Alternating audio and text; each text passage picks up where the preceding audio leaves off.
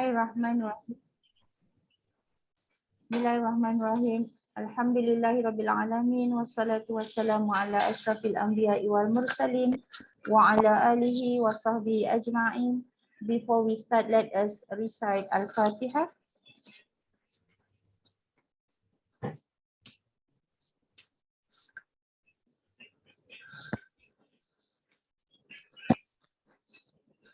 Bismillahirrahmanirrahim. Alhamdulillahirabbil alamin. Assalamualaikum warahmatullahi taala wabarakatuh. Our respected speaker yang berbahagia, Professor Emeritus Landscape Architect Dr. Ismawi Zain, the Deans, Professor Dr. Shukran Abdul Rahman, Deputy Deans, Madam Haslina is here, and also heads of departments, coordinators, participants, I believe many more to come insyaAllah, and the Director of Reka Rancang Sendirian Berhad yang berbahagia Cik Nik Muhammad Ruiz Razi, Professor Dr. Ainul Jaria. I can see Professor Dr. Tamim is also here. Yeah.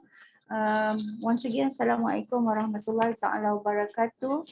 I would like to thank everyone for joining us today. Today is Mondays, but Alhamdulillah, we are still motivated to listen to our great professor. Tomorrow is public holiday and hopefully today's talk will inspire and motivate us further inshallah in doing our duties. Before I carry on with the awaited talk from Professor Emeritus Dr. Ismawi, I would like to invite Yang Bahagia Professor Dr. Shukran Abdul Rahman to offer short speeches to welcome the Professor Emeritus and all the participants. Over to you, Prof. Shukran. Thank you, Dr. Haslina. Can you hear me? Alhamdulillah. Okay, Alhamdulillah Rabbil Alamin wa salatu wassalamu ala asyrafil anbiya'i wal mursalin wa ala alihi wa sahbihi ajma'in.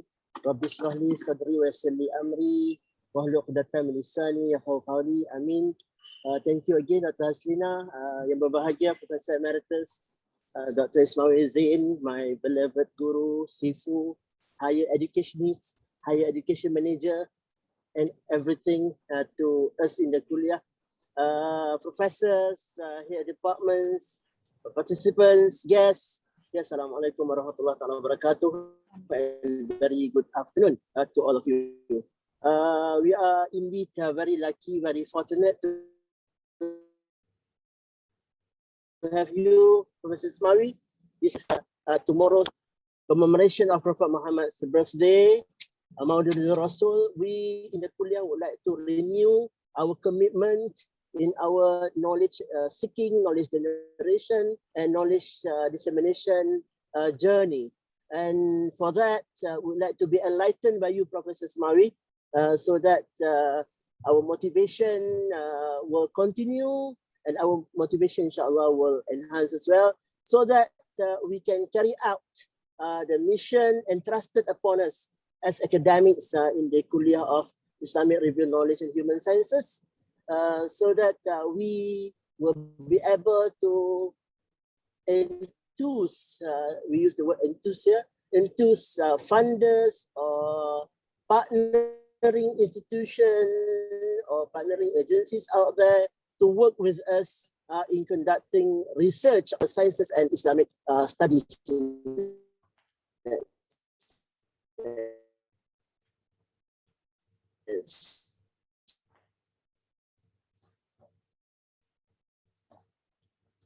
So that Ismawi and Office of Deputy Dean of having this talk. So over to you, Dr. Haslina. Thank you. Thank you, Dr. Haslina. All right, thank you very much, Prof. Shukran. You know, sometimes we lost you, sometimes we can hear from you. Okay. But inshallah, hopefully once when you arrive, you can join us in the session, yeah, Prof? Yang berbahagia Prof. Ismawi and all the participants, today's talks we are going to listen from Prof. Ismawi to speak on enthusing stakeholders to fund behavioral sciences and Islamic studies research.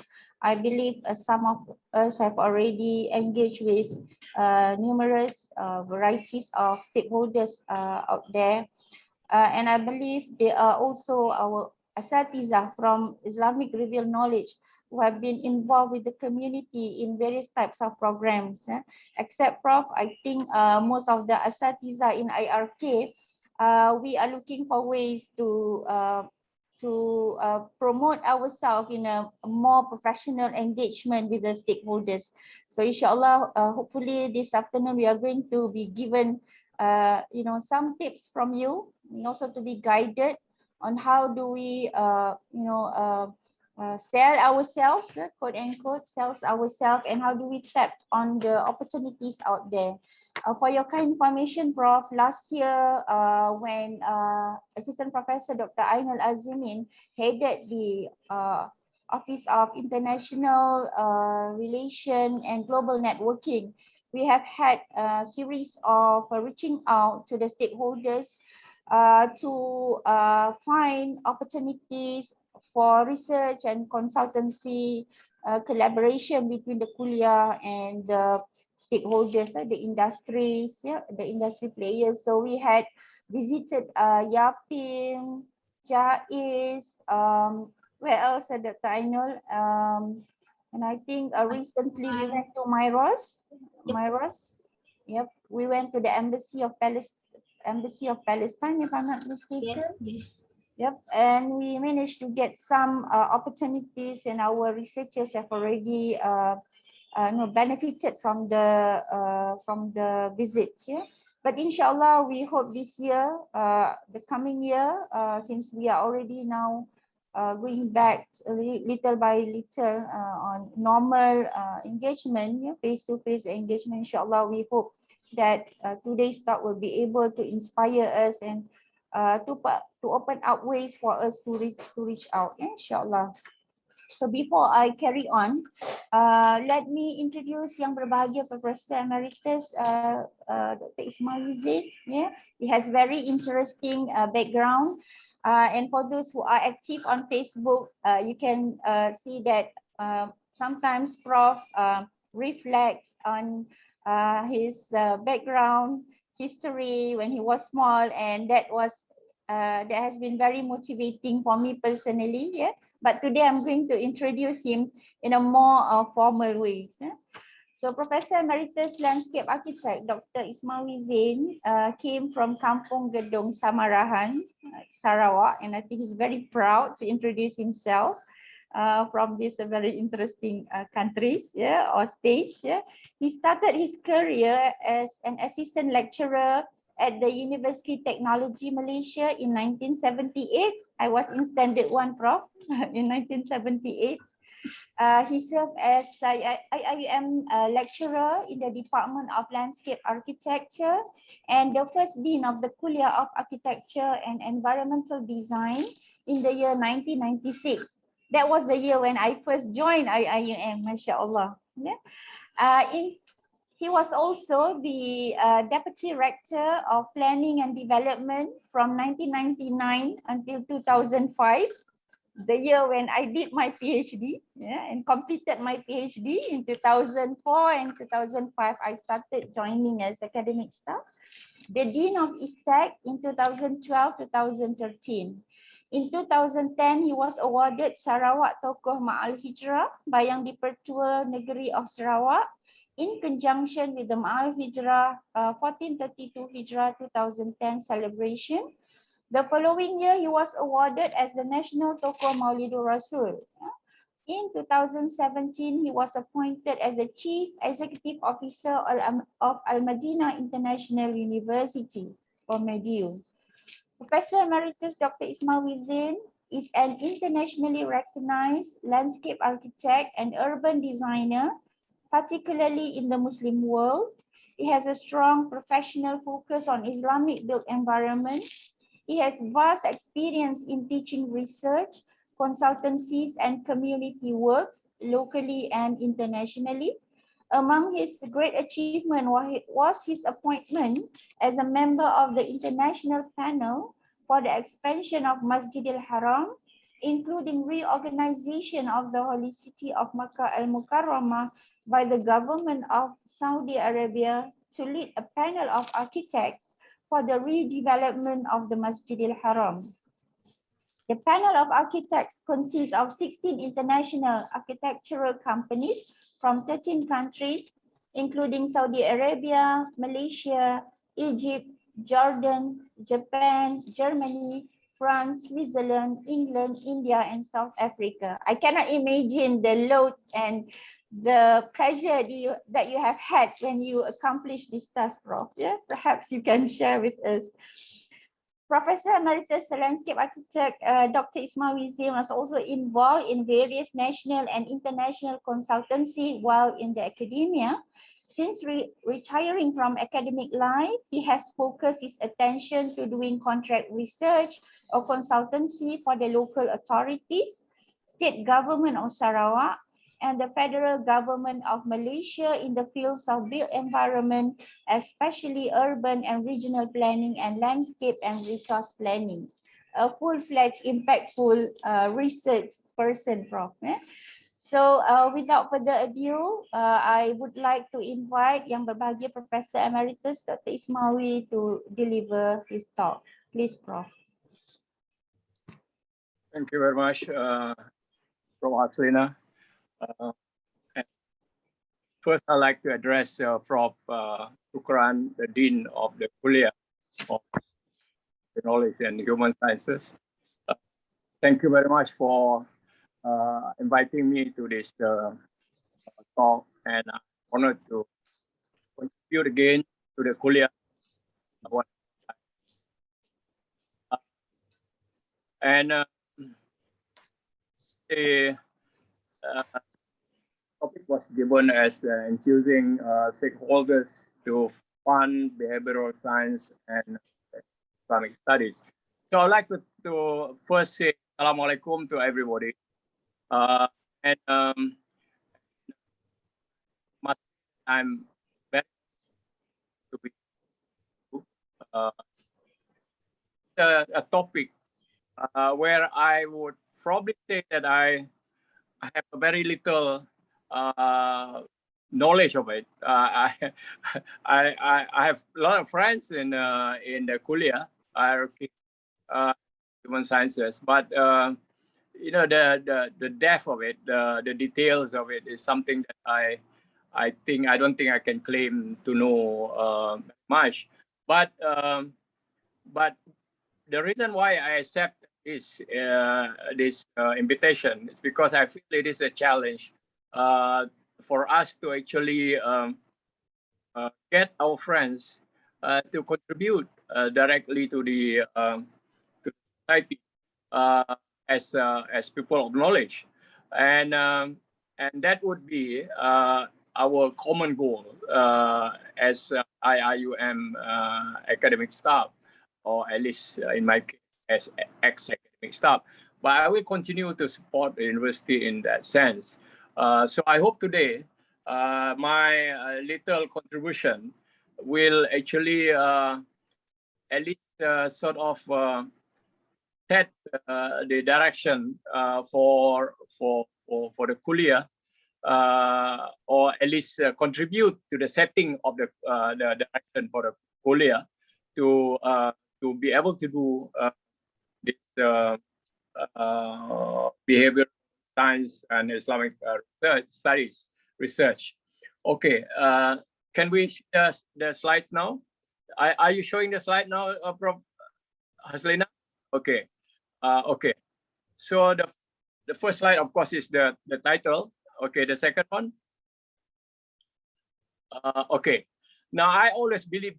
I think we start introduction this way.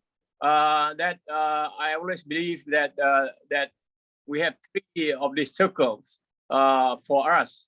The first one is, of course, the personal attributes of a person, and then the management skills. And you see that the performance, the drivers or the drivers of performance are actually the overlap between the personal attributes. You have good personal attribute, and and good management skill, you will be able to perform well. Now, but the personal attributes, when it overlaps with the leadership attributes, it will be what I would call the enablers of performance.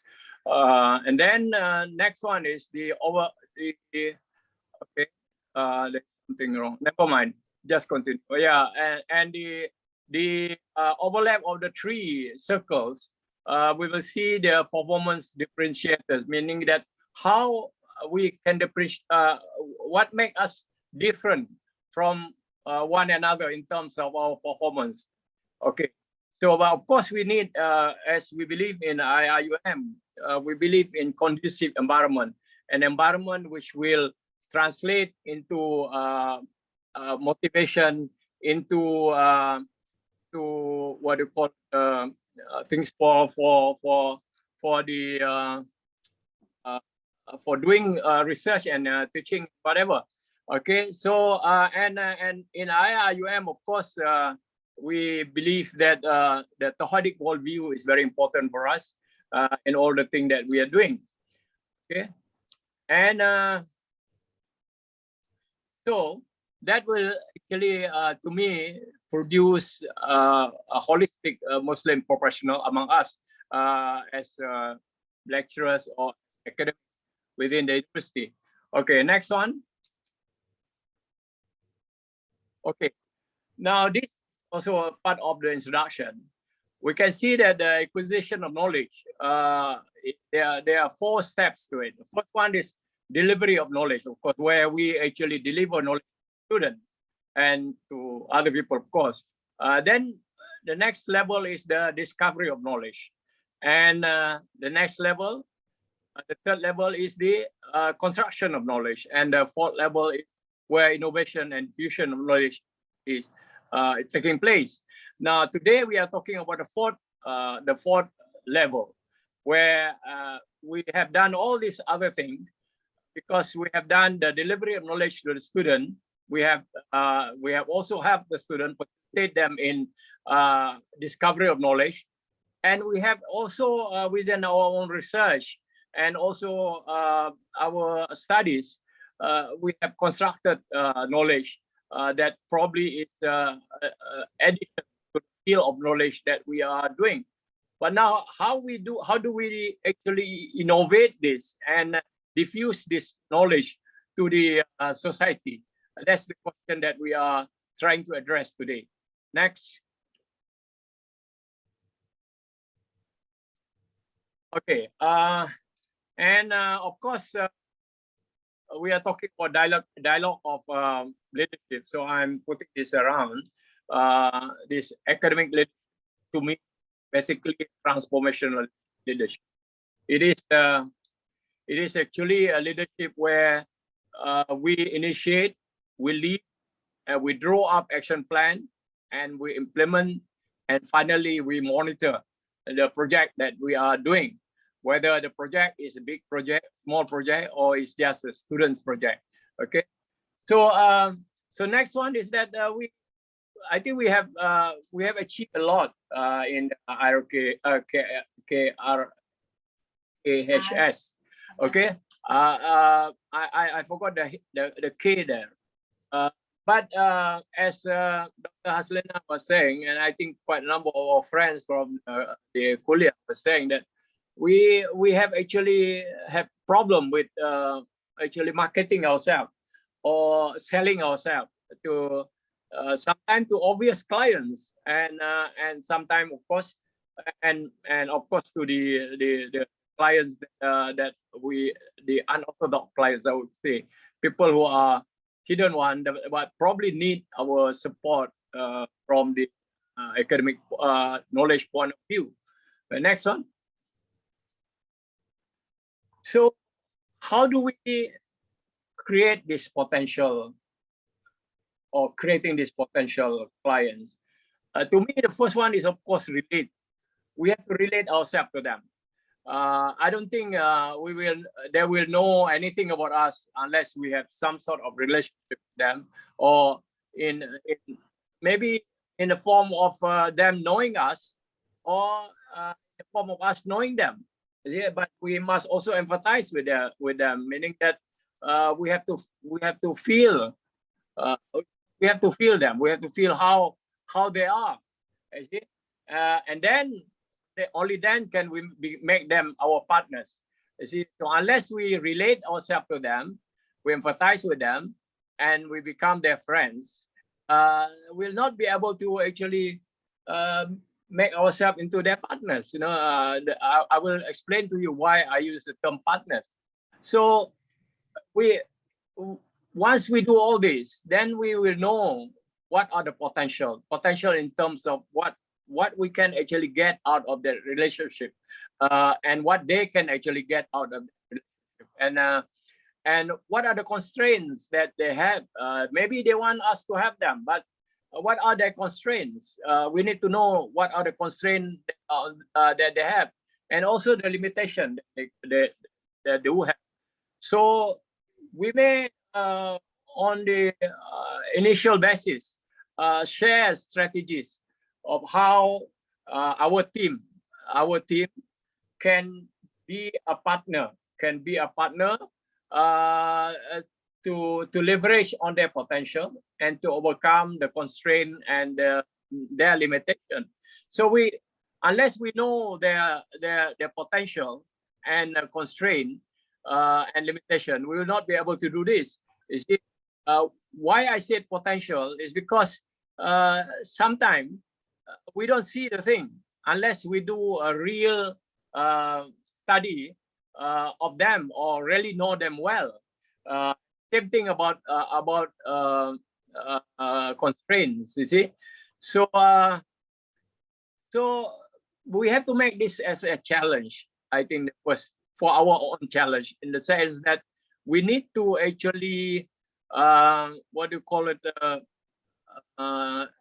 challenge ourselves to support them, and it's not a question of in Malay we say apa ni, hidung mancung pipi tersorong-sorong. Tak, it's not like that. You see, it's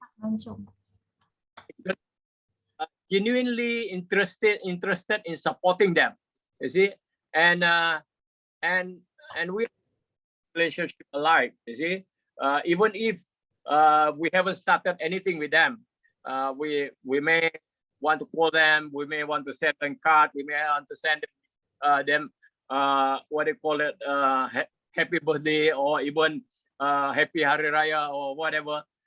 Let them know that we have them in our memory.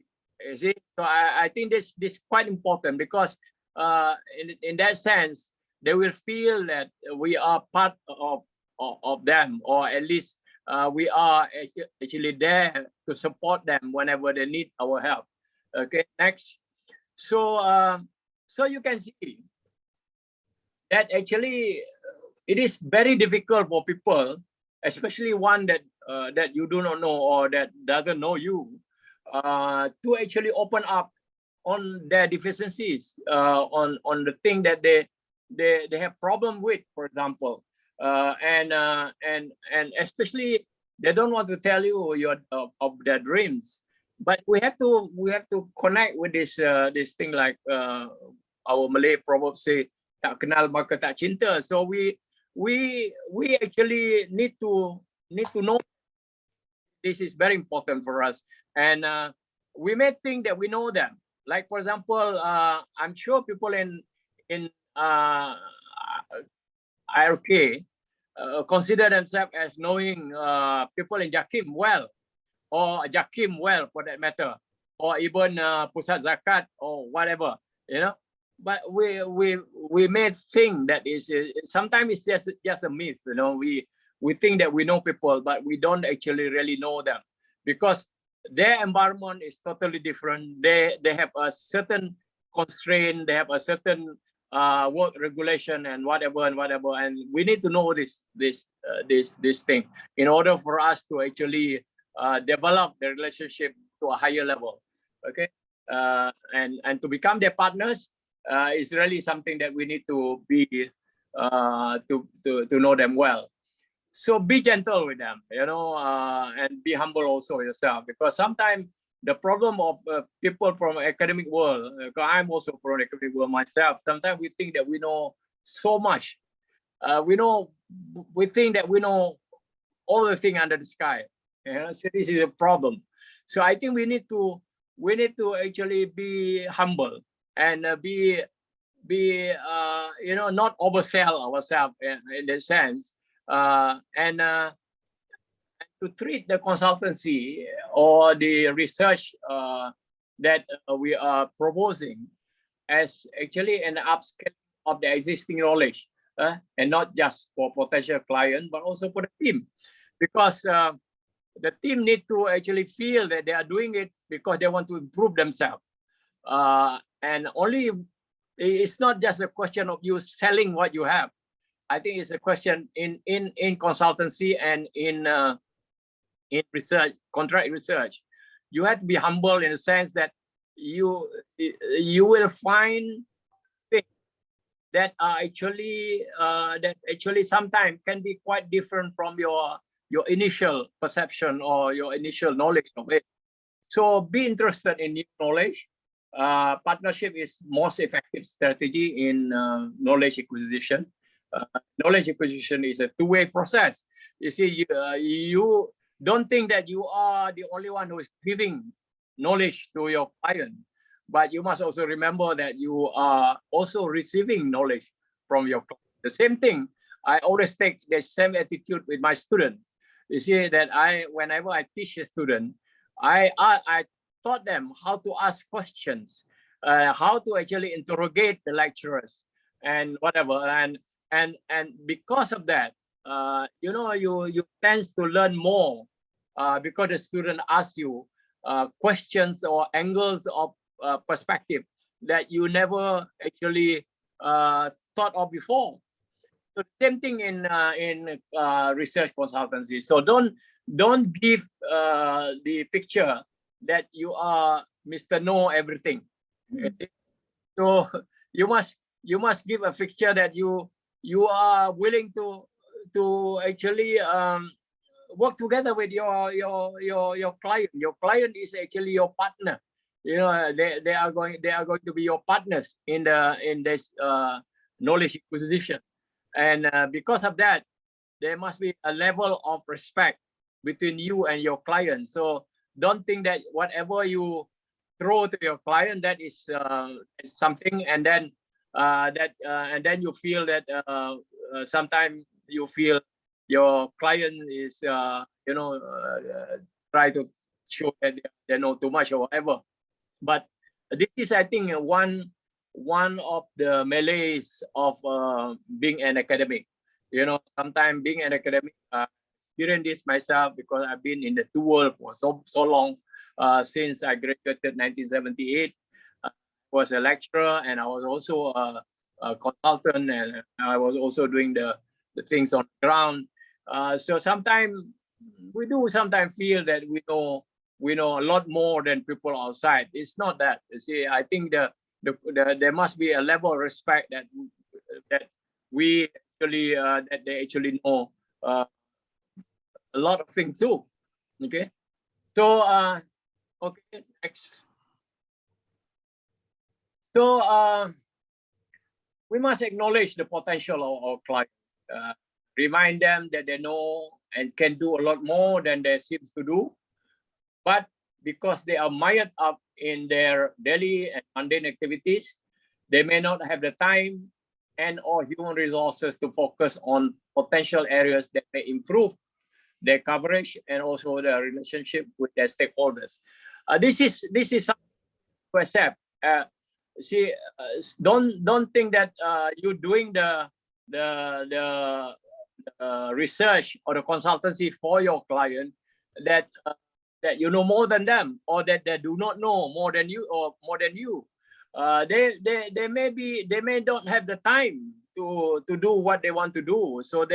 So your effort on consultancy and research for them is basically outsourcing. They are outsourcing what they should be doing to you. You see, so it's not a question of them not knowing things. You see, it's a question that they need somebody to actually focus on it because they have so much other thing to do. I'm reminded by one client of ours when we Rekarancang with engineering there was reminded by our client in Sarawak. They know what they do, what they need to do, and they think that they can do it, but they don't have the time to do it. So that's why they are hiring us to do that work, and that's why we are doing it for them. So don't think that we have this monopoly over new things to them. In fact, some of the when you are doing the consultancy or the research, you are actually sometimes depending on them for the data that you need. So it means that they have this library of data. They have this the deposit of data that are unused at the moment, but it's for you to get them together, organize them so that it is actually useful for them in their work. You see, in discharging their duties and job scope. So paint a picture of their more effective organization, but never patronize them. I think when you bridge the boundary between what you call it partnering them to patronizing them, then you have problem. I don't think they are going to accept you or give you any fund for that, because nobody wants to feel that they are stupid. You see, nobody wants to feel that they do not know anything. Client especially, they are clients. They are like customers. They are always right in a sense. You see, so we need to find ways around it so that they will not feel that we are crashing on their egos. Okay, next one. Okay, so who are the potential clients that we have? Of course, for us in the academic world, there are traditional clients, meaning that I will detail on this. And then there is also a non-traditional client. Okay, next. So the potential traditional clients are government organizations related to the field of knowledge. So the field of knowledge in behavioral science, for example, what are the field of knowledge in behavioral science? These are organizations that actually put emphasis on understanding why people behave in certain ways. In 2000, the year 2000, we started a research on the built environment and the PWDs, people with disabilities. How do people with disabilities move around? What are the things that help them, and what are the things that actually constrain them? So in the beginning, it was just a research for us, and that time I did it with Prof Asia, and we did this research, and finally we were able to actually convince or get the Ministry of Women and interested in our studies, and they actually funded the study for the whole of Malaysia, and it was the biggest one of the biggest study that we have at that time, and so from that study we were able to set up our KAED student fund, which started of 200,000 something ringgit. You know, that's after we take off how much we are giving to the consultants. the various consultants. There are, I think, 12 of us. But you see, the amount of money that you can get from this type of studies are really quite generous. And so as it opened up everything else after that, because once you do that, and then you start to get names and reputation from it, and other people start getting interested in funding your studies and whatever. So we had quite a good what do you call it, series of studies and seminars done after that, and we were able to even set up a unit in CAD, and at the end of the day we were able to actually open up everything. We went to the studies took us as far as Scandinavia, UK, France, and many other countries, to Turkey and whatever, you know. And but most importantly, we also involve our students in it. So you see, that's the advantage of it. The student get the knowledge, the life knowledge, I would call, on this by actually us doing this type of research, and they get funded by the clients. And I remember that, you know, we went to as far as Syria and all these places, all funded by our client, and also to for that time the best practice was in Finland, and we went to Finland with some of our students to do that. So it opened up ourselves, and also we were able to actually you know, get to the international level of expertise by participating in various dialogues and conferences overseas from our research. Other than that, of course, it's the government organization that is led or manned by our former students. This is I put this here because this is very important. Because our student knows us, and what we can be doing to support them. And but you see, the idea is that we have to move down from the level of academia to the level of practicality, in the sense that we need to actually have our former student to see the potential of actually how they can improve themselves with the support of research that we are doing. Okay, so but never patronize over patronize your you must treat them as people, and that they have matured in their life, and even be your equal for that matter, you know. So non-governmental organization like banks, takaful, insurance, and whatever. I've been involved with a few of them, and I'm going to be involved with one very soon on field that are related to what we are doing. And I'm sure in the Islamic studies and behavioral science, there are a lot of these type of things. The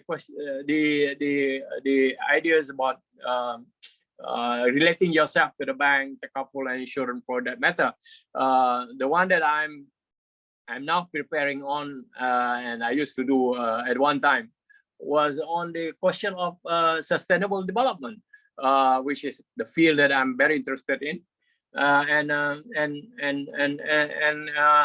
And what we need to do is to actually relate to them, so that they will see that what we actually can contribute to make them a better organization and more what do you call it, meaningful and supportive to their clients or to their customers.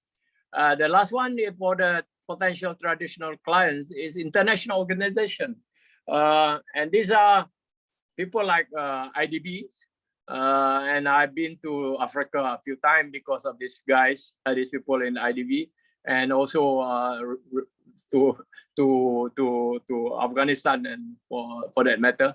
But you must be prepared to go to difficult places, you know, like Yemen or whatever. And I've been to all these places because I like the challenges. And this is one of the area that once you have a certain attachment, you will find that this is one rich what you call it a sim for you to do to get funds for your research. Next. The potential non-traditional clients, private organization that has potential to develop and commercialize output of studies.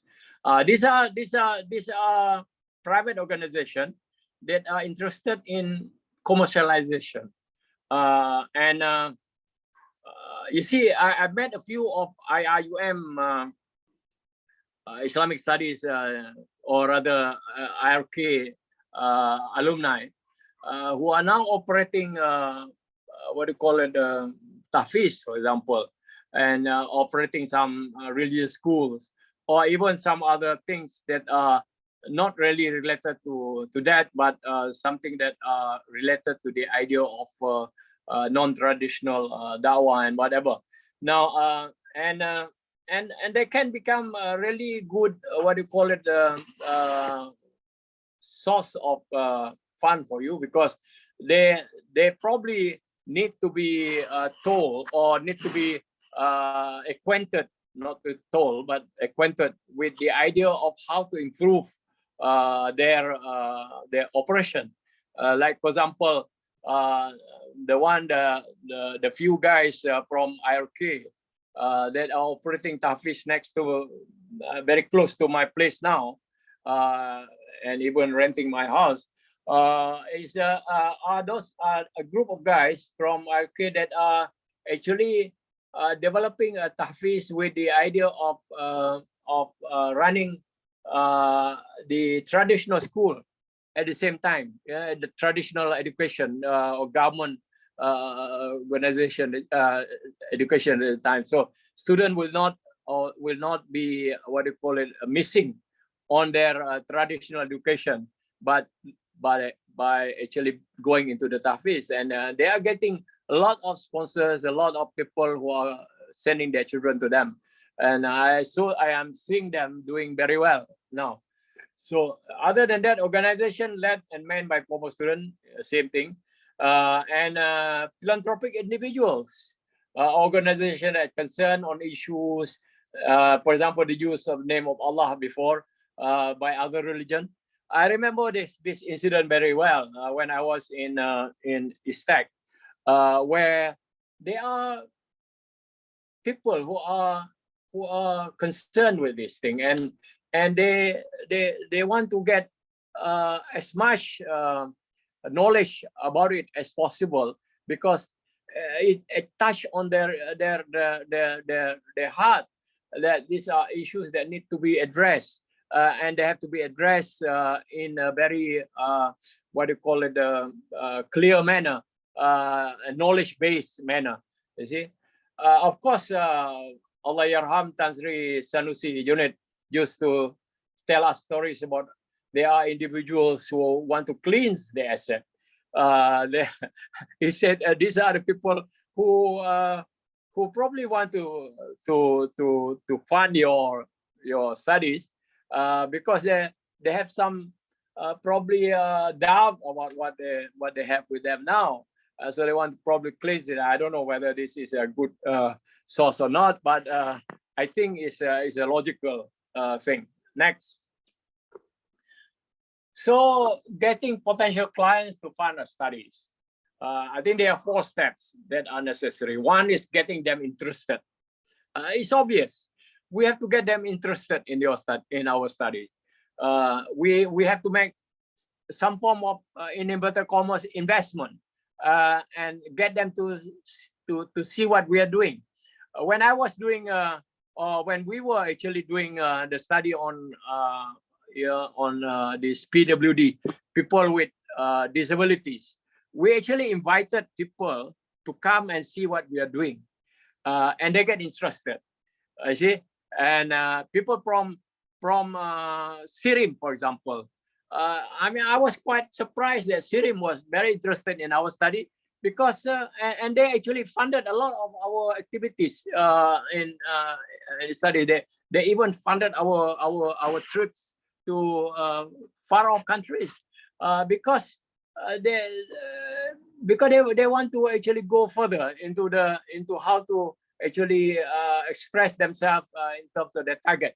So and then at the end, we were actually able to actually come up with a set of standard for buildings and for public spaces to get full accessibility from the for the OKU, and then also getting them excited after that. See, after that we get them excited about the studies. What are the things that they can get excited about is that they see that there is a potential, there is a way of actually upscaling what they are doing, and then get them committed. Get them committed is actually a question of budget. Do they have the budget now or not? If they don't have the budget now, how are we going to get them to get the budget next year or the year after? So we need to actually work with them and help them with preparing the budget, or at least making them aware that there are certain costs to a certain studies being done for the thing that they're interested in. And then of course after that we harvest the effort is actually making sure that that we are actually what do you call it, implementing the thing, innovating, diffusing the thing that we have done.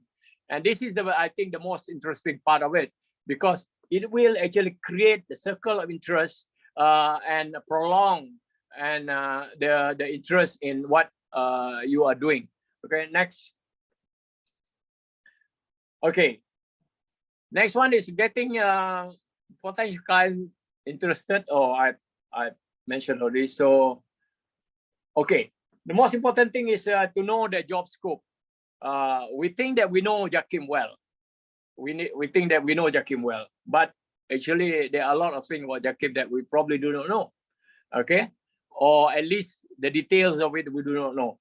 And then we should be doing some sort of gap analysis of those things to find out where we can help them to actually bridge the gap. And then we have to do the environmental scan, like the mesh media. Now we have the SOCMAT and the new research finding, and get them interested in what this new thing that are around.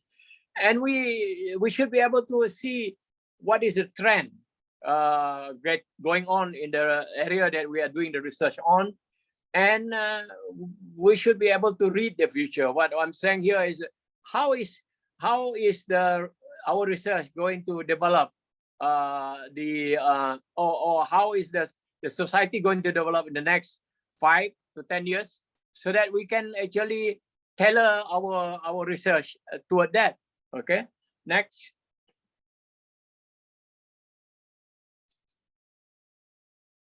Okay, I mentioned this thing. So, okay, one point that I want to make here is visioning a more flashy image of them and their output. I think this is very important to the government department, especially. They want to actually have a better image of themselves all the time. They want to improve them. And so how is our research going to help them to achieve that objective? I think it's quite important. Okay. And another point that I'm also I feel is important here is the ownership of the research or ownership of the ideas. If you are doing funded research or consultancy, the ownership is with your client. I see. So don't go around and tell people that this is yours. It is actually theirs. You see. So what is important is for you to actually help them to make this study useful for them. Okay. Next. Committed. All right. Okay. The most important thing there is the term of reference. When you are given the funded research or consultancy, you'll get a TOR or term of reference. Now, term of reference can be developed by the client, and you have to actually give your feedback on that, or they will probably want you to actually help them to develop the term of reference, and you must make sure that when you are doing this, you must prepare it for yourself or for your team.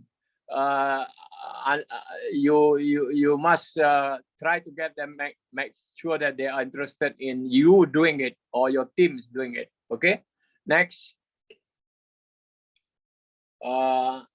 Next one. Okay.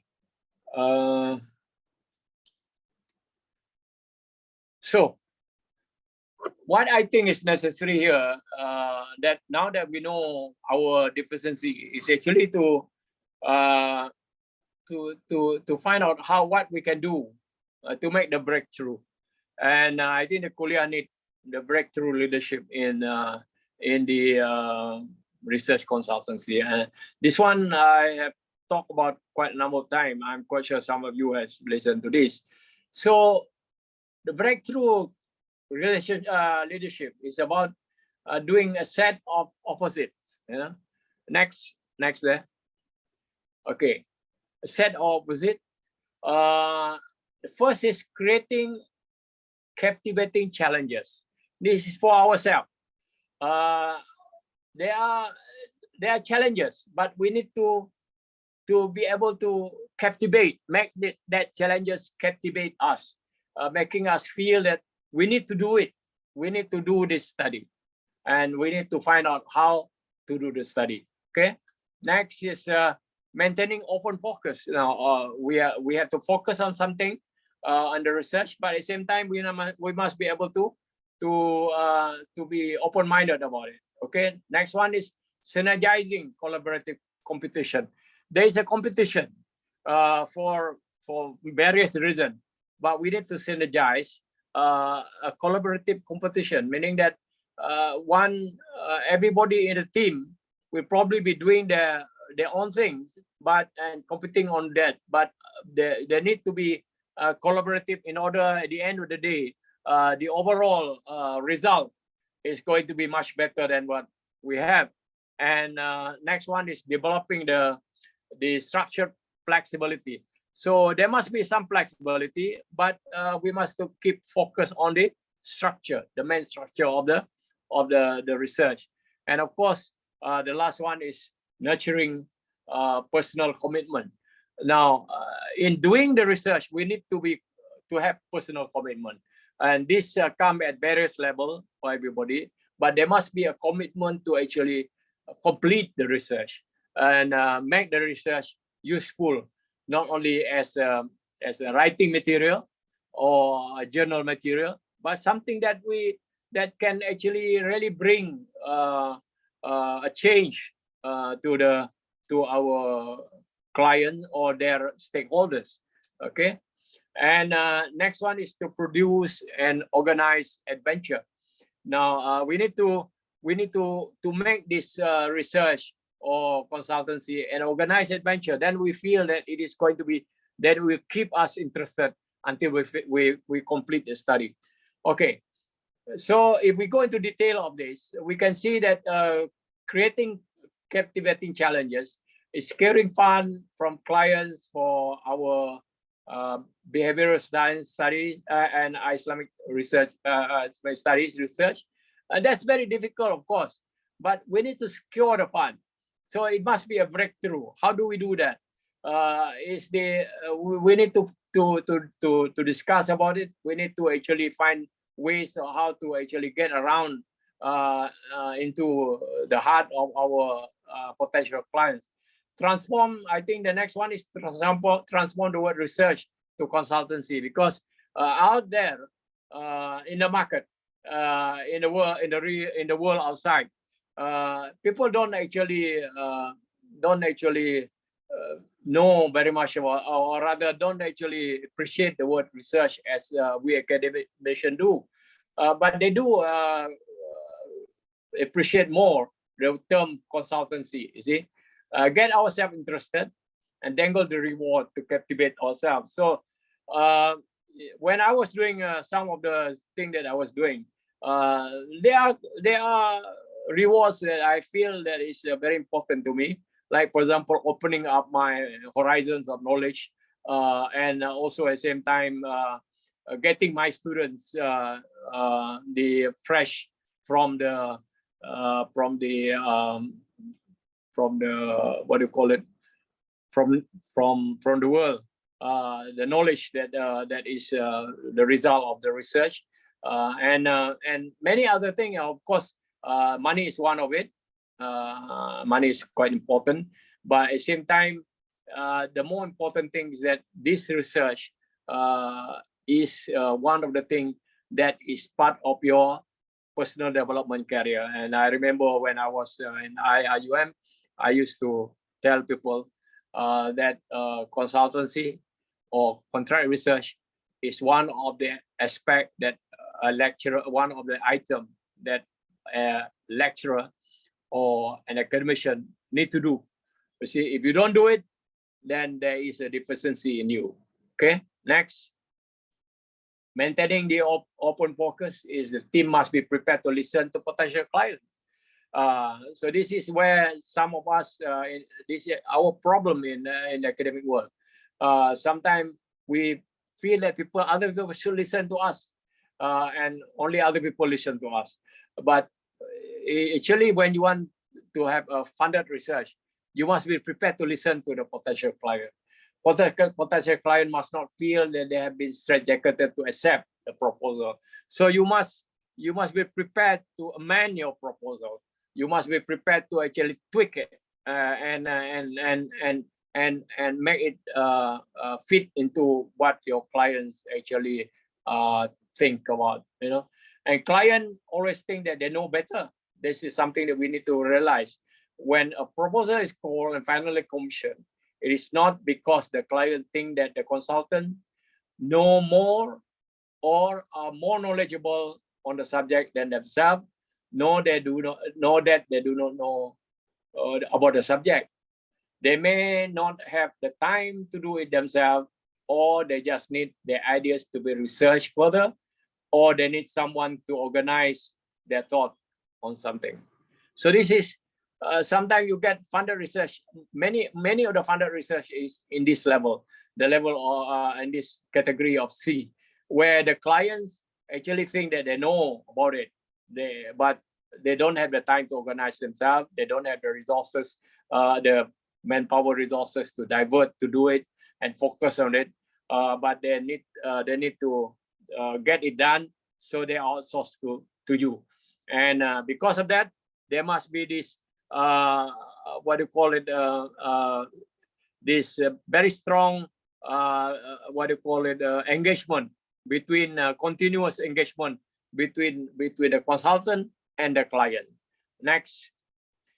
So synergizing collaborative, the team consists of people from different expertise, hierarchy especially. There's so many of you and so many different fields until I cannot count the number. And many times they are in competition, not only as people, but in terms of ideas, interpretation, or reading of a situation. And the potential client wants to see the depth of knowledge and expertise within the team. So you are the best place to do this type of job, because you have people from various backgrounds, and not only in terms of knowledge, but also in terms of sources, and you can actually try to put this together as a team and emphasize on the complementarity of the team. All right. So next one is developing the structured flexibility. A team must allow for flexibility while maintaining overall structure. A client is always guided by the term of reference, and which is set at the initial stage of study. If the term of reference are already set by the client, then the team must give feedback on so that they understand that you and them, you talk the same language. And the team is not a collection of people doing their own areas or sectors in silos, but a member of a dynamic group of researchers who are always communicating with each other, and each one of them must be prepared to actually amend or to actually upscale what he or she is doing because of finding from his team members. All right. Next. So nurturing personal commitment. A team is of course always a team, but it consists of personality and who has different level of commitment. The team work is in synchrony, like Philharmonic Orchestra. There is always a conductor, and the conductor is the chief of the research, the research team. In our case, is Inche Ruiz. The potential clients must see the importance of the whole through the interplay of all the parts for a plan or process to succeed in answering their needs. So you need to actually explain not only the whole, but you also explain the detail, the parts. But at the same time, you need to explain the part so that they can see the whole. Okay. Next is producing organized adventure. This is to me the most interesting thing, and this make my life in IIUM and in UTM very interesting, because I do a lot of this consultancy and funded research, and my life become very interesting, and because you open up the space for yourself, and you find new things, you learn more from it rather than depending on the books and the journals that you read, because real life is very interesting. Like when I was doing funded research on absolute poverty in Malaysia, I could never believe some of the things that I found on the ground, and sometimes you believe that the result, the way things happen is because of certain things, but it's actually a different thing that make it happen. So that's why research really make life interesting for an academician, and you can transmit this to your students and make your students more prepared for their future life. And next. So we need to sustain the funded research. One is by having an in-house organization that actually organize the activities of the staff in doing that. And we have to have commitment on personal and organizational level. This is where in the early days, I have problem, of course, with my friends, but alhamdulillah, over a period of time, we organize ourselves, and we have less and less problem in terms of this commitment thing, because there are people who tends to drop out during the studies, and there are people who probably find other more interesting thing to do, and all these sort of things. So these are things that need to be organized, utilizing and benefiting the student. When I was doing this myself, I actually utilize and benefit many students, because one of the things that we did was to use the students, the undergraduates, for surveys, doing the surveys, and the postgraduate to help us with the literature research and whatever, and also to organize the undergraduates. But other than that, we benefit them because we take them, we open up their horizon. We took them to Syria, we took them to Turkey, we took them to India, to Pakistan, we took them to China and all these places, Australia and New Zealand, and many other places. And the students enjoy the thing. They study very hard because they feel that they're getting I mean, some of them said they never dream of getting what they're doing, and then we must be able to enjoy the nectar of success in our research by actually being very generous. Sometimes there are people who are doing funded research and refuse to give anything to the faculty when they are actually using the faculty's resources and time. So when I was in CAET, I started the idea that every funded research that we have, a certain percentage must go to the faculty. And by the time I left, I think we had quite a few 100,000 ringgit in our student fund. And I don't know, maybe they have improved on it. I'm quite sure they have improved on it. But it was very good because it support our student activities at a time when the government are not giving much money to the students and to the faculty. It can even become part of the faculty's source or resources. Like, for example, there are some of our staff who are having difficulty in publishing, for example, because they need to pay fees. So we can use the fund from this research to do that. And of course, in the beginning, people get quite reluctant because they said they are doing things. Why do they need to give to the faculty? But I told them, you see, look, you know, the faculty is giving you all the facilities. The faculty is giving you the opportunities to do that, and you should have the kuliah, the faculty for that, and it becomes an amal jariyah to you. So that's how we build on our fund. Maybe after this, Prof Shukran can talk to Prof Raza and find out more about it. Okay, next, sustaining research activities. Of course, we have to enhance the motivation, the spirit, the performance of staff, relating colleagues with projects, role model. We need to set up role model ourselves as the role model, and we need to challenge ourselves and our colleagues, and also orientating the task to improve the performance of all those involved. And then building and sustaining the external interests. The external interests are basically potential client, keeping the client, building the portfolio. We have to keep relating to them. We have to set the role model with them. They need to see us as a way of doing it. That's why I think one of the things that IIUM actually help us is the fact that our faculty, our campus is quite well done in a sense. So people see that. And I got, personally, I think 3 overseas universities that invited me to help them with their campuses. And because what we are doing in IIUM, okay, and the challenge is in the funded research is reading tomorrow, because our client pays us to do something. It's not for yesterday. You see, sometimes our problem is when we do research only about what has happened in the past, but we need to put it to the front, to the future, so that it becomes useful. Our client want to see how they are going to use it in tomorrow and in the future. I think that's very important. And then marketing is also something that we need to improve on. And marketing needs a certain skills and a certain way of doing it. And our problem is sometimes we think that we are too good, so people will come to us.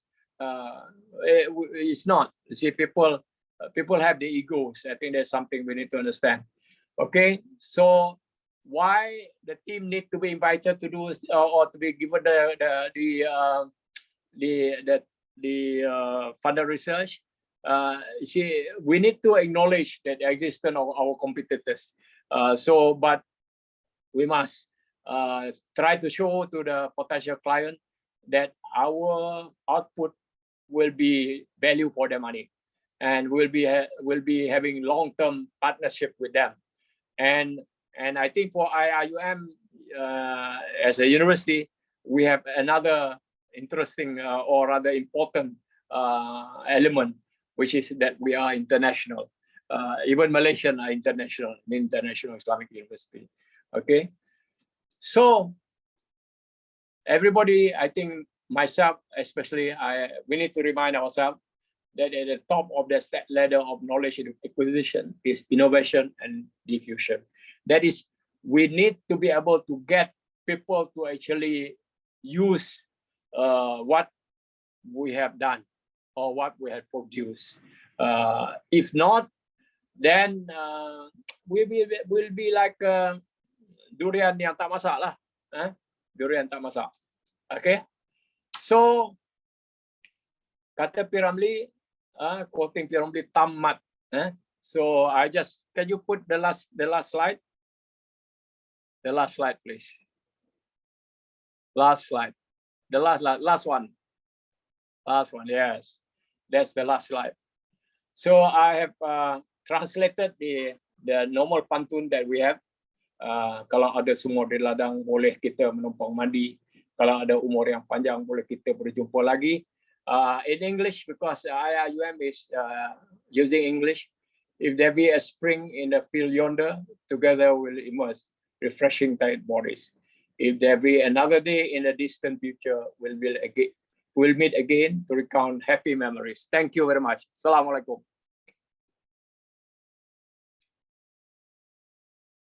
Thank you. Yeah, Dr. Haslina, I can hear you.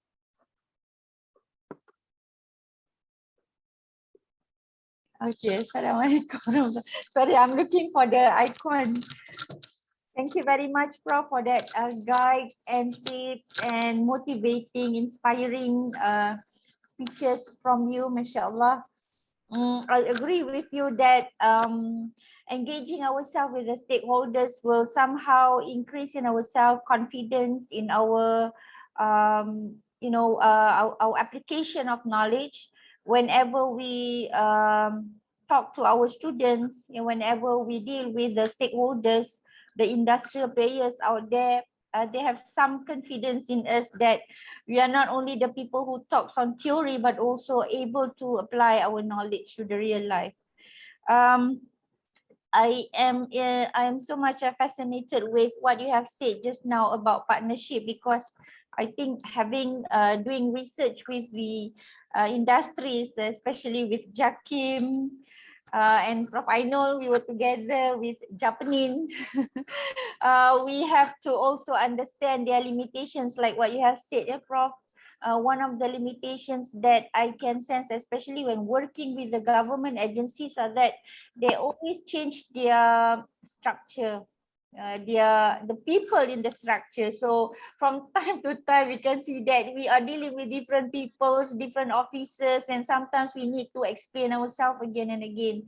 Recently, I and Prof. Ainul had to add an addendum to the MOA that we have signed with the Japanese. So those are the challenges that we have had. But alhamdulillah, as you mentioned just now, that it is an orientation that gives us, the experience being an academics and being people oriented, academics and researcher. So I would like to open up the next, session for question and answer, and I welcome the participants, members, academics of the Kuliah to share your concern or raise your issues to Professor Emeritus Professor to answer your concern. Please welcome members. Bismillahirrahmanirrahim. Assalamualaikum, Prof. Prof. Ismawi, is me again, Dr. Ainul here. I would like to get some pointers from you. Now that I'm being in the office as the head of research, Prof, I think the top management in the Kuliah, we try our best to get involved, or to collaborate with our partners outside. Yeah, like what Dr. Haslina mentioned, last year alone we visited many potential collaborators, right? And then at the end of the day, we try to bring in as many projects as possible. Okay, Prof. But how is it now? How do we now try to entice, all right, or get people in our Kuliah to also be interested, all right, with these projects? Yeah, because again, researchers, we are talking about the same people who are also having other responsibilities. They have a whole plate of other commitments as well. Yeah, so how do we get everyone to be interested, to be passionate with projects that we bring in? Because this is a two-way street here, Prof. Yeah, it cannot be just us getting the projects, but then we have reluctant takers. So in the end, like you said lah, Prof, macam pokok durian yang tak masak, kan? Yeah, we have this buah durian already, being presented, but no one is really eating the durians. So how do we entice people to also be involved? This is a reminder for myself too, Prof. Yeah. So maybe from your experience, you can share with us. Yeah. Okay. Now, I think you must remember that that there are people who are actually already entering this what we call a comfort zone. Now, and this is very difficult to drag out of it. You need to know what is it that do that or the what do you call it? What are so they will come. I that was I had that problem before. You see, uh, it's not that or to but how we get because I think now that is I think the concept counted your what marks for points or promotion, right? In our time, not they don't even consider. But I also relate. We will not be able to actually, let's put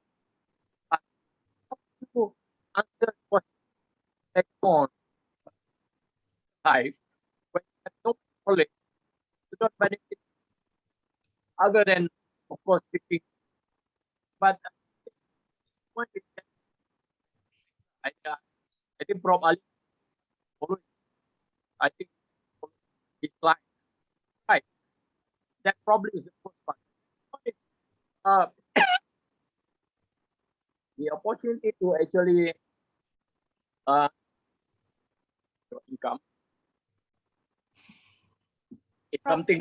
you are kind of breaking. Sometimes we can hear you, sometimes we lost you. So yeah, breaking. Sometimes we can hear you, sometimes we cannot hear you.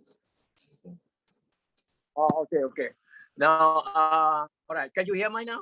Yes. Okay, better. Now, the important thing is actually to get everybody, or at least a majority, or as I don't know what level RK now is, but I think you probably can form a core group. That's what I did before. What I did before was I formed a core group of people who were actually interested or who were meant to doing a study. I remember the first study that we did as a kuliah was a study on urban image of Malaysia in relation to the implementation of the new total planning doctrine. Total planning doctrine is based on Islamic paradigm. Now, so what I did was to form the core group, and we still have some of the core group in the faculty now. Some of course has retired, but this core group become the role model for the others, and the others become interested in research or in the funded research because they see what this core group are doing and what they benefit from it. You see, like for example, of course we have to play things by, sometimes we have to play the trick somehow. That, for example, those people who wants to present their papers overseas, for example, they can use the money from the research to do that, or they can probably like what I do. I ask, I give permission for people who want to take students overseas to do some on-site visit or whatever, and they get interested. Of course, there are people, as I said just now, who are interested in the money part of it. That's okay to me. I don't have any problem with that, for as long as some of the money goes to the kuliah, it's okay. They see it as actually what do you call it, side income for them, which sometimes if you can imagine, if they handle 2 or 3 contract research at one time or funded research at one time, it probably can be even bigger than their salary. So that's why many people actually they sometimes I think by the time I one or even 3 years before I left, many people are saying, why I'm not included in your study or whatever. You see, you have to have a strategy. And I think Dr. Shukran, Prof. Shukran, Prof. Aslina, and I know need to come up with the idea of how to actually entice people. I think the use of the word entice probably is not appropriate, but I think you need to do that. You need to get people to be interested, but not only just interested, but committed. Meaning that there is this stick and carrot thing to it. You see, finish the study, they must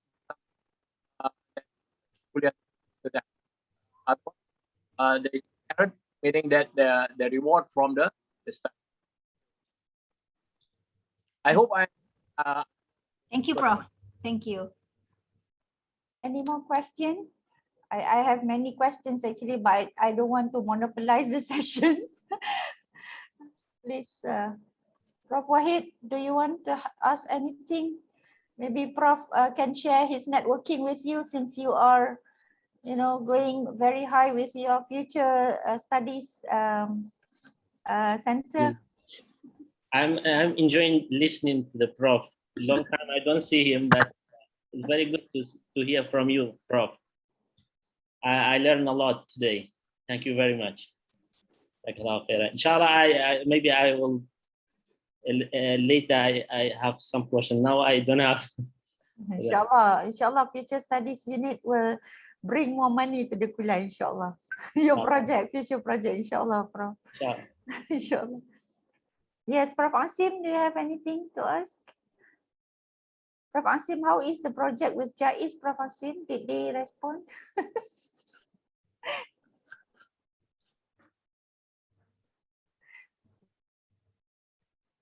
No, thank you very much, Doctor. I have nothing. Very good lecturer. And the idea is, I think we need these ideas mentioned by the professor.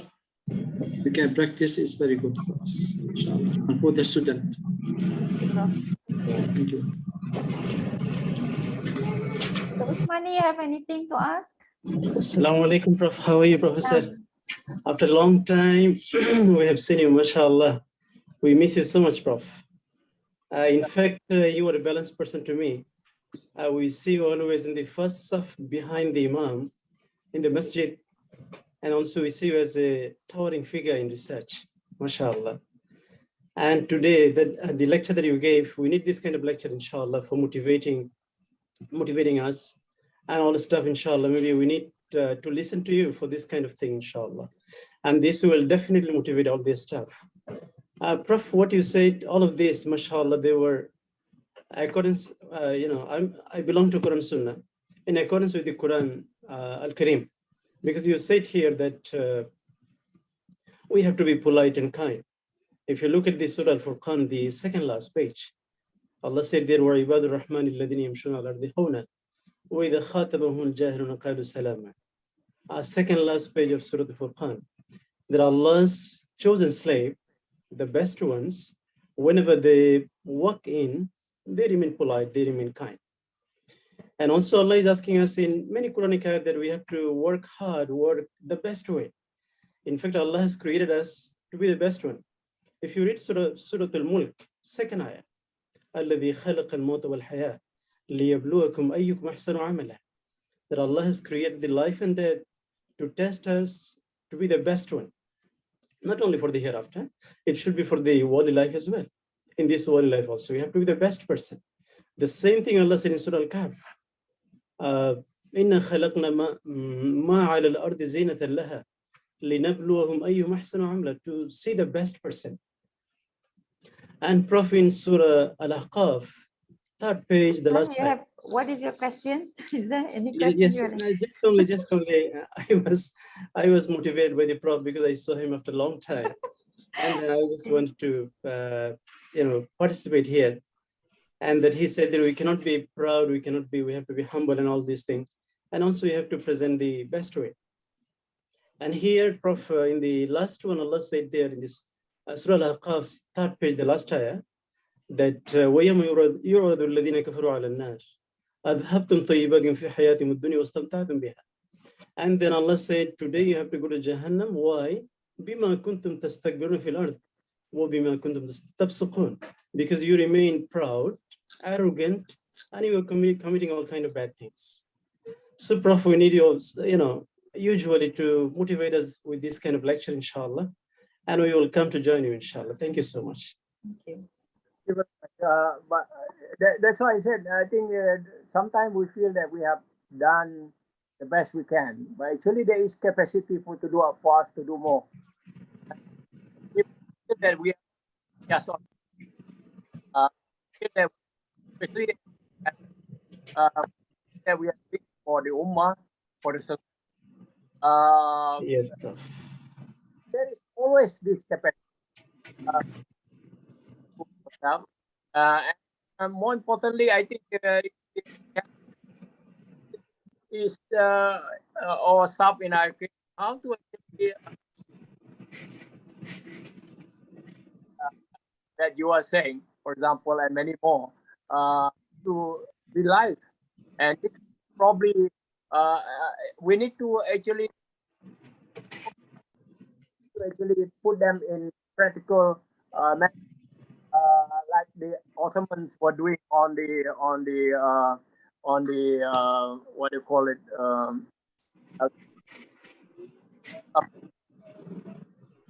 what do you call it, laws.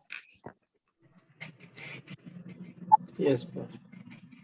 But I read about it, the fact that they actually coded the Islamic laws. Many people probably quoting things here and there and whatever, but the Ottoman actually encoded very systematic manner, and probably that's what we can also do, so that our people in Jakim or in other places of importance like Islamic Bank and whatever, they can see this thing being coded off, and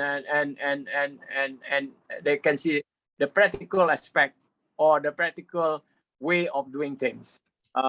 Most of the targets are there by the Quran and said by the Hadith, whatever. But how do we translate them to the steps? The what we planners call the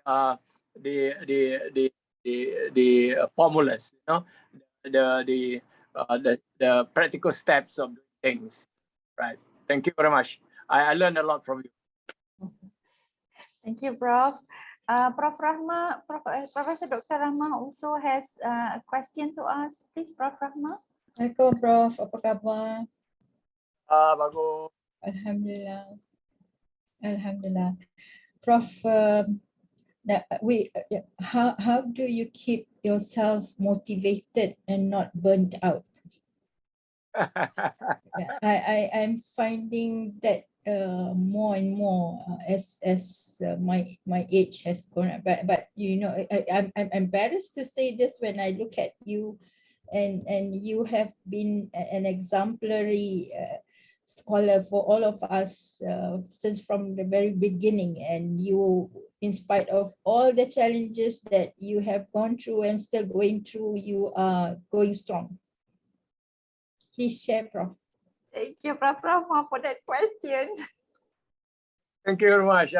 I'm like anybody else, but you see, you take things in small doses.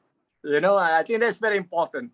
You take things in small doses, but you always remember that those small doses are actually part of the overall thing, for part of the bigger things. Now, for example, sometimes it's difficult to control yourself because you tend to bite more than you can chew. So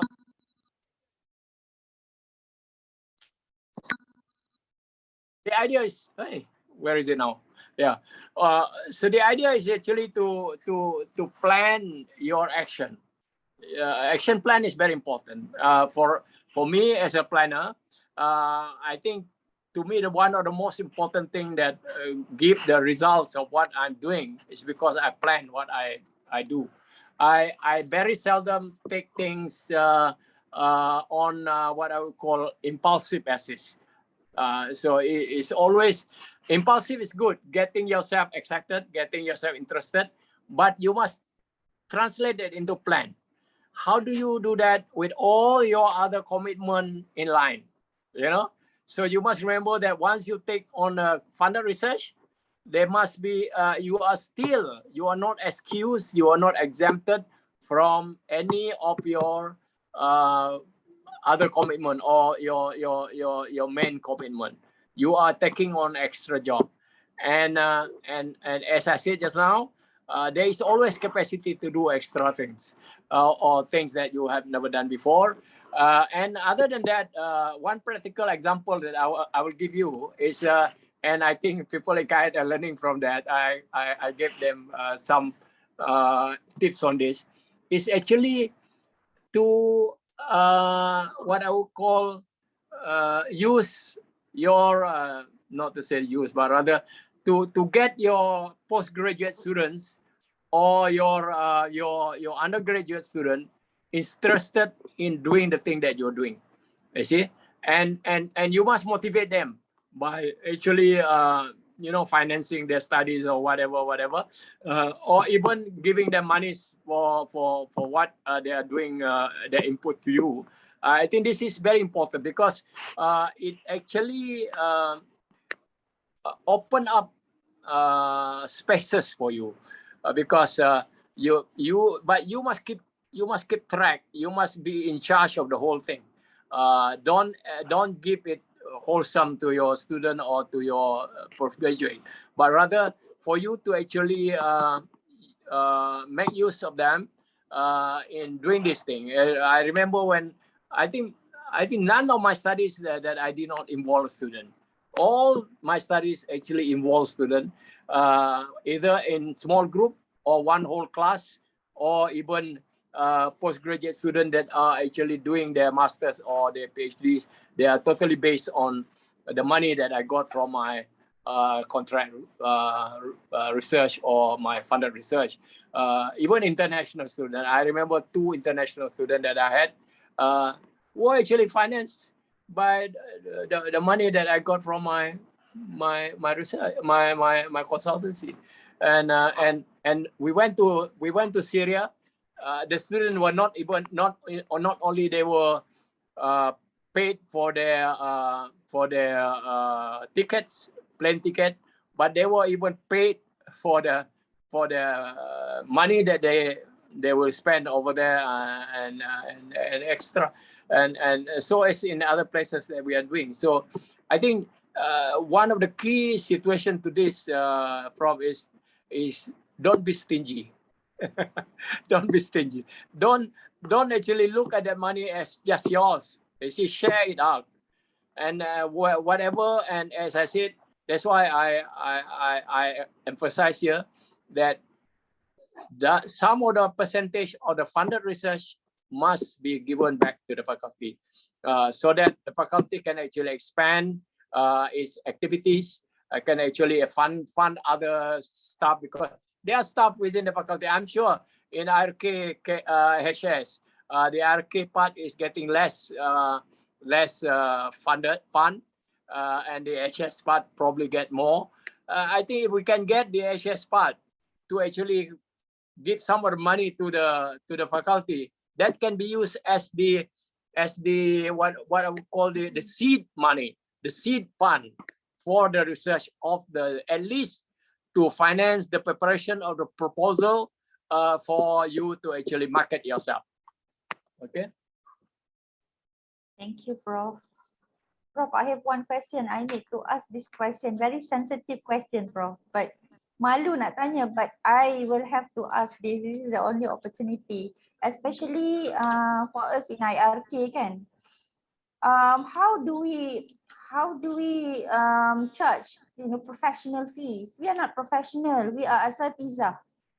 So you see, in research, sometimes when we propose a budget, like tak apalah, 1,000 je, 2,000 je. So we actually did a lot of, like, for example, last time I did a research kan, sampai like tu, it has dragged me 3 years. Tapi we were paid like 3,000 je. Tapi rasa penat, it was so tiring doing that research. Tapi macam mana we want to show them that, that there is a kind of professionalism in us. Tapi sebab kita ustaz-ustazah kan, orang rasa 3,000 pun dah banyak. That was my experience lah. So very sensitive question in fact. Prof, can you hear me, Prof? Is it my internet or Malaysia Finance Ministry has actually a guideline on how to put the fees for the professional or for the consultant. They don't just say professional, they're consultant. So people who had PhD, for example, there's a certain amount, but you need to calculate actually how to convince your client is you need to calculate how many man hours or man month you are going to spend on the project. That's why when you must, I think the faculty after this, I don't know, you probably have done this, but you need to actually get a special, for example, workshop on how to do technical and financial proposal as if for your project. So if you have a project, there must be a technical and financial proposal. The technical will show you how the project is going to be done, but at the same time, it also show you how much what do you call it, time you are going to spend on it, and also at the same time, it shows what is the contribution of each of the consultant. Maybe some people have the contribution for the whole of the period of studies. Others probably have contribution only at the initial stage or at the middle stage. And this you have to be very clear with your client. And then you use the rate that the treasury is using. The rate with a PhD and without the PhD and whatever, and the rate for the researchers and the supporters of the research and even the curricular part of the research that need to be translated into amount of money, and of course you can negotiate on that after that, but you must give them what is the full amount, and you need to agree with your client from the beginning. How is the money going to be disbursed? How many percent in the beginning? How many percent when 25% of the project is done? 50% of the project is done. 75% of the project is done, and the full amount, the closing part of the project. So this needs to be done. This is called technical and financial proposal. And if you want me to help you there, I will, inshallah. Inshallah, Prof. Yeah, I think that logistic we really need it. Yeah, because you are talking about abstract with your client. Of course, they say they do the because they think that you are just reading something and that's it. Exactly. Spend time on it and whatever. Sure. All right. Yep. Especially. Yes. Any more questions? So. Dr. Selina, can I? Yes, please. Yeah. Dr. Prof, I want to ask about something about the future. As we are heading towards future, do you think the organizations, the outsiders need consultancy like before? Yes, before, yes. But now other things are taking place. So do you think the organization is willing to pay an amount of money to a person or a researcher to do something, to do some research for them, while we have all these technologies available, you know, like artificial intelligence and other things as well. And everything is available now on internet. Everything is available. You need anything, you want anything, is available. So they feel like, even now you rightly pointed out that some organizations, they already know the things. They don't, but they just hire you. Maybe they don't have a time to do the things. But now in the future, in the near future, let's say 2025 or 2030, I don't know, how do you see, do you think there still will be, I mean, such kind of consultancy things? Thank you. Brother, you see, I've been involved with this thing about the computer since 1976. At the time, it was using these cards, you know, you punch the card and whatever. And but now it's, of course, it's now very advanced. But thing has not changed really very much, because you see, when you do a project or any research that is based on the future, internet are actually just a tool for you. It's not really the thing. It is the tools. And being the tools, you are in control of the input that goes into it, you know. So like, for example, there are a few ways of doing a project. One is actually what you call by trend analysis, meaning that you will read the trend and you see what is going to happen in the next few years based on the trend, if the things doesn't change or if it change slightly. There is another one, which is basically on forecasting.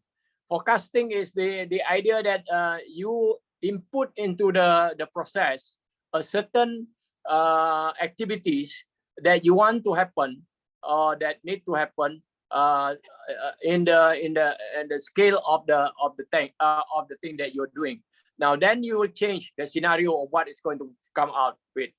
But there is something else that is now that's more important, more popular now in this internet era, which is called visioning planning. Vision planning. Vision planning is a long term. Is what we call it. What is the term for it? I just lost the word. But never mind. Vision planning is that people want to see certain thing happen during certain time. Like, for example, 5 years from now, you probably want to see that your student probably has a certain way of doing a project, and you are quite clear about it. So this means that you have a vision of what is going to happen. So the only thing is now is how to get to that vision. You see? So how to get to that vision mean, how do you actually organize the activities and and what is happening now, so that it will be tailoring of or actually moving toward that scenario that is called the vision. Now that can be a long-term thing, like, for example, a 10 years or 20 years type of planning. Now that I think I've read some of the thing that you have written, you know, you have touched on that. And I think it's a question of how to get yourself organized so that you will be able to see this. Like, for example, how do we get, for example, the, you know, at one time, you remember in early 1980s or rather late 1980s and early 1990s, when people were actually starting to translate the Quran into computer, and at that time things were still very what do you call it, rudimentary, you know. But now you can just ask a question, which ayah will contain this element, where is it, what is the theme of the thing, and everything. Now it's so you know, it's but then if you from there, for example, using the Quran as a way of actually planning, then you can actually use these terms and put them in. I was at one time, you remember, on another subject. I remember telling I remember suggesting to our staff, especially in RK, because they keep on complaining to me about plagiarism. I told them, why don't we use this Turnitin to actually not only find out plagiarism, but also to actually see the positive aspect of the study. Like, for example, we can actually what do you call it, program in such a way that a certain question is expected to be answered in certain ways. So if you have that number of what do you call it, incidences that you find, the computer find in the answer to the student, it will help your student. Everybody is now complaining about how much time they spend on reading the thing, reading the answer script. But if they use the computer for that, to find out that the answer of the students fit into what do you call it, answering scheme that they have, I'm sure it can help a lot. So that's probably one way. Another way is probably now people are even finding, for example, even in memorizing the Quran, they are finding ways of how to actually shorten the process by actually identifying the key elements that they should be doing. So this internet thing, to me, is very important. I think you know this more than I do. That when we teach our students, we should teach them about their time, what they can use during the time, rather than what. Thank you. Thank you, Prof. Thank you. I think the thing is quite necessary. We have to accept this tool. You know, we cannot be like before. I remember when I was in Saudi Arabia in the early 80s, they banned the camera. You know? Now you cannot ban the camera. You have to live with it. You know, it's a strange thing. I found it very strange at the time. You go into Hajj, you cannot bring a camera, and you cannot take this when you are in the tawaf and whatever. Now people are taking photographs everywhere. You know, so we have to live with this technology. You know, I'm quite sure it will develop into much. The computer is going to be something that will run so much more for our life. Let's turn this into positive thing, inshallah. Thank you, Prof. Any more questions? Otherwise, we can get Prof to conclude. Prof Raiza, do you have anything to raise? Prof Tamim, let's see, Prof Raiza, Prof Tamim. Prof. Our wise man. Prof Tamim. Prof Tamim. Prof Shukran, anything? Prof Shukran? Prof Hasina, maybe what I could say here is my appreciation, utmost appreciation actually, to Professor Ismawi for laying for us, I think, a roadmap, especially at this juncture when we are preparing to equip the kuliah, to make the kuliah ready to sail towards 30 years after this time. Right, so we have just celebrated our 30th anniversary, and now we are augmenting our role to really accomplish the aspiration as entrusted to us by Professor Emeritus Dr. Abdul Hamid Abu Sulaiman. So we are going to name this kuliah after him, but more importantly is on how to make this kuliah more ready to do the integration of human sciences and Islamic studies, not only integrating it for the purpose of integrating, but for the purpose of applying it to change, to improve, or to develop the society. I think that is more important for us. And with the direction shown to us just now by Professor Ismawi, we can use all those as strategies for us to lay our roadmap in order to genuinely accomplish our tasks so that we can reap genuinely beneficial impact for the society. Thank you so much, Professor Ismawi.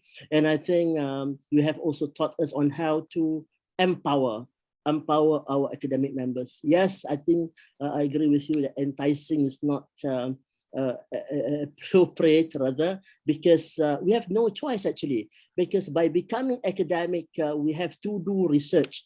And in doing research, we are actually generating and later disseminating knowledge for the benefit of our stakeholders, right? So they are not, I think, reluctant, but maybe we have not empowered them enough, Dr. Haslina, right? Professor Ismawi has just now, I think, taught us on how to empower our academics so that they are more ready to take up knowledge generation and dissemination journey with the university, inshallah. Thank you again, Professor Ismawi. Thank you, Professor Shukran, for that concluding. And Prof. Ismawi, would you like to say anything before I conclude the sessions? There's a book that I read once called The Long View. A book about how to read the future and how to find yourself and fun. Being a planner, people in our, I think it's very important for that Islam is now becoming the mainstream. Almost. Okay. Now we need to see 20 years from or now, how do we put ourselves for that one?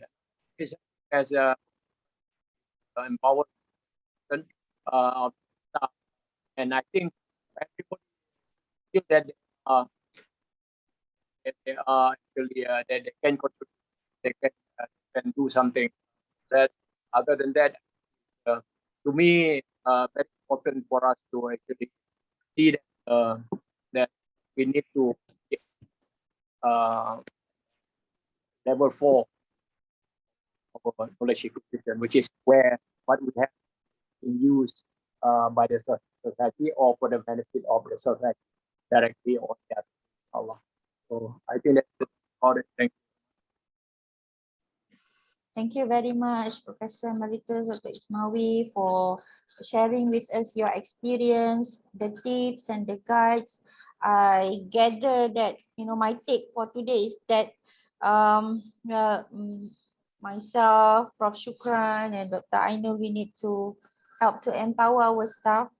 Inshallah, this is not going to be the last. Perhaps we will invite you to help us with the technicalities, especially on the budgeting, because I believe that some of the researchers do not find this consultancy rewarding to them. It added up to them lots of works and the perks, they cannot see the perks. Maybe that would be one of the thing that we can help to motivate them. I hope so. For your information, Prof, we have a number of center of excellence at the Kuliah. But the way I see it, all these researchers, they were doing the research at their own pace. So they are not so much favored to be monitored or followed out by the Kuliah, because I think they like to do things when they are ready to do things. But inshallah, I think well, at least this give me some ideas on how to navigate with the members of the Kuliah, inshallah. Thank you again to you, Prof. And inshallah, we will send some sweets to you and Madam Sakinah to enjoy, inshallah, over the weekend, inshallah. Are you traveling anywhere this weekend or very soon? Prof, are you traveling anywhere? Are you traveling anywhere? Come again? No. All right. No overseas traveling, Durian. No, I know. Prof Ismawi love durian. You're muted, Prof. Yes, you're muted, I think. another thing that I need to do. So I have to sit here for a while. Okay, all right, all right. Okay, we have come to the end of the session. Can we take picture before we close this session? Brother Ismail, are you here to take our pictures, or can I get the help of siapa? Madam Mazlawati? Brother Ismail, boleh ambil gambar kita? Boleh. Thank you, Brother Ismail. Can everybody switch on your camera so we are in the picture? Nanti Brother Ismail kira ya.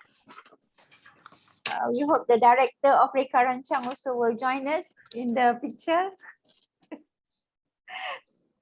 So kita boleh showcase masa 30 tahun, 40 tahun nanti. Ismail dah ready ke? Okay. Alright. Okay. 1, 2, 3.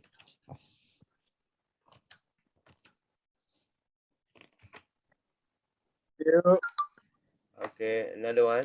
Okay. Right. 1, 2, 3. Okay, thank you, Prof. Thank you, everyone. Thank you, Brother Ismail. Thank you very much, Prof. Ismawi. And insyaAllah kita akan jumpa lagi ya in the near future, insyaAllah. Let's end our session today with the tasbih kafara and surah wal-Asr. Assalamualaikum warahmatullahi wabarakatuh. Subhanakallahumma wa bihamdika la ilaha illa anta astaghfiruka wa atubu ilaik.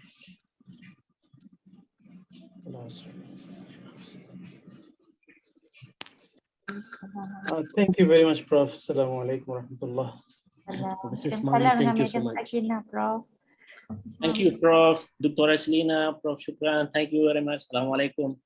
Waalaikumsalam warahmatullahi wabarakatuh. He's muted. He's muted, I think. Thank you, Prof. Thank you, Prof. Lagi insyaAllah. Okay. Saya nak buat budgeting pula for our consultancy work. Thank you, Prof. Ismawi. Thank you. Thank you, Prof. Kita nak hantar durian nanti. Belum musim durian lagi. Prof suka durian. Okay, Dr. Aslina, Dr. Aiman, Alright, thank you. thank you everyone. Thank you, Prof Shukran. Yeah, baik, thank you. Assalamualaikum. I'm signing off. Thank you, Prof Tamim, Prof Salam. Okay, everyone. Ati, thank you for the attendance. Saya pun tak buat lagi ni attendance tu. Jangan lupa ya yang tak buat attendance lagi. Mana? Saya tak nak buat lagi. Ada dalam chat, ada dalam message tu, Prof Syuk. Message, oh, because I left tadi and I read. Oh, you want me to share with you? Can you? Okay, sekejap ya. I buat ada Zoom tadi. Because dia ni semua akan masuk dalam kita punya ni kan. Kita punya